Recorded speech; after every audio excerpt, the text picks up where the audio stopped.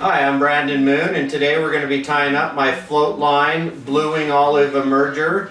This is a take on John Barr's classic Barr's Emerger pattern, which helps keep this fly riding in the surface film with the classic emerger profile that trout key in on. If you've ever had fish refuse your dries but won't commit to nymphs, this is a fly that fixes that for you. Alright, now let's get started real quick. We're going to put the Moonlit ML 221 Premium Tagata hook in the vise. We're using a size 16. I also tie this in a size 18. The thread we're going to use is classic wax 12/0 watery pale olive. Great color. We're going to start that at the 2/3 mark. Just lay a nice little foundation, trim that out with our razor blade. And then I'm going to tie my shuck in here at that point, and I'm using Semperfli's Micro Glint tinsel in rust color, and I've got 4 strands here, and I'm going to use that to create a nice smooth underbody with touching wraps going down my hook and just around that bend, just a little bit, just a couple wraps around that bend is all.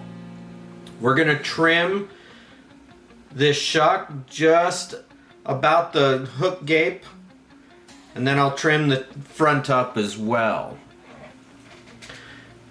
Now we're going to go forward up the shank so that we can create a nice even tapered body. This is one of the ways I like to taper my bodies. So we're going to go backwards, and there I catch my hook point. And then I'm going to wrap back forward again.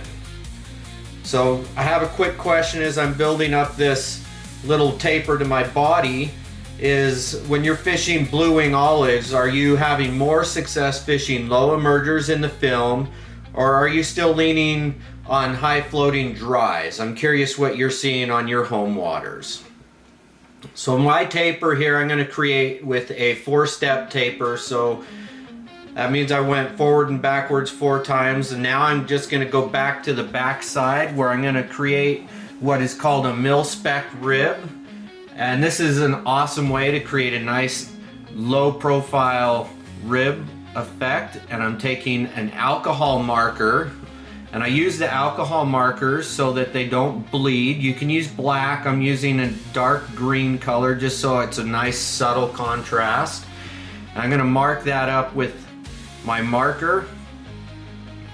Now I'm going to take and just do open spiral wraps to create a nice little segmentation. It's just going to be really subtle. You can kind of see it there, and it just real natural looking ribbed effect there that I like a lot. Now I'm going to take zero gravity Moonlit foam in a 1mm dun color, and I've trimmed that down so that it's just about 2/3, 3/4 of the hook gape in width, and created a nice tie-in point, and I'm going to tie that in here. Now, one of the reasons I like this foam is that it helps this fly ride in the surface film just right for an emerging pattern. So I'm going to take and tie that back to that 2/3 point, where I'm going to take Moonlit's beaver dubbing, and I'm going to put that on my thread here in a nice dubby noodle. This is the olive color, and I like beaver dubbing for dries and emergers because it's naturally water resistant, so it's not going to get waterlogged and help pull your fly down.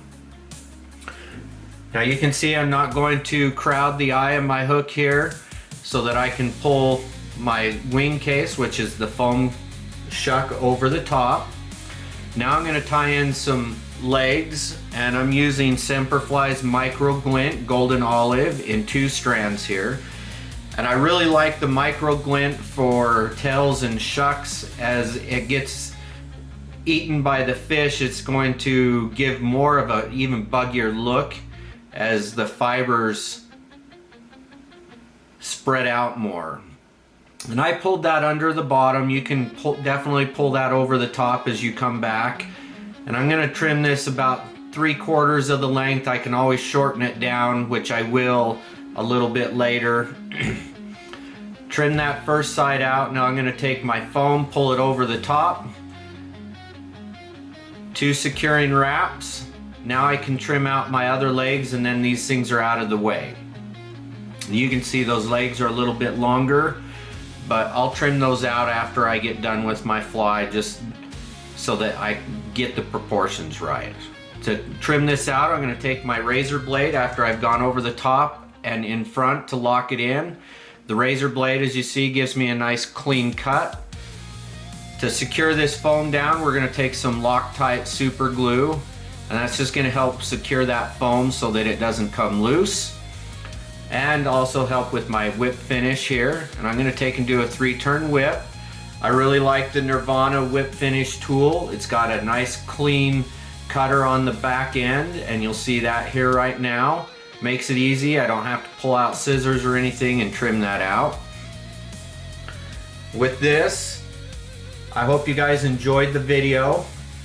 If you got any value out of this one, hit the like button. This really helps more tyers find our channel. And if you're into practical fish first fly patterns like this, make sure you subscribe. I've got more coming. And if you tie one of these up, I'd honestly love to hear how it fishes for you.